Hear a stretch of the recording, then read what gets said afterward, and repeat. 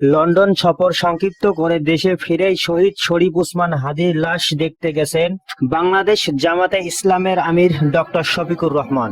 শনিবার 20 ডিসেম্বর সকালে তিনি ঢাকায় পৌঁছান। নিজের ভেরিফাইড ফেসবুকে এক পোস্টে এ কথা তিনি জানান। পোস্টে জামাত আমির লেখেন, শহীদ ওসমান হাদি জানাজায় শরীক হতে লন্ডন সফর সংক্ষিপ্ত করে আজ সকালে ঢাকায় পৌঁছেছি। আলহামদুলিল্লাহ, বিমানবন্দর থেকেই সরাসরি গিয়েছি শহীদ ওসমান হাদিকে এক নজর দেখার জন্য।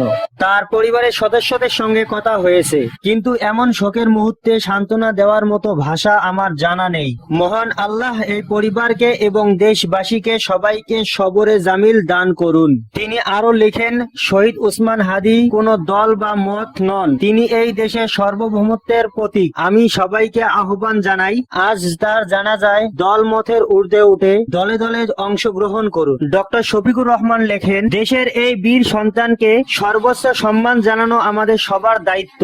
তার স্বপ্নের বাংলাদেশ নির্মাণের দায়ভার আমাদের সবার। শহীদ ওসমান হাদি হোক আমাদের ঐক্যের প্রতীক। আল্লাহ রব্বুল আলামিন তার শাহাদাত কবুল করুন এবং তাকে জান্নাতে ফিরদাউসের মেহমান হিসাবে কবুল করুন, আমিন। ডেস্ক রিপোর্ট, আজকের চোখ নিউজ।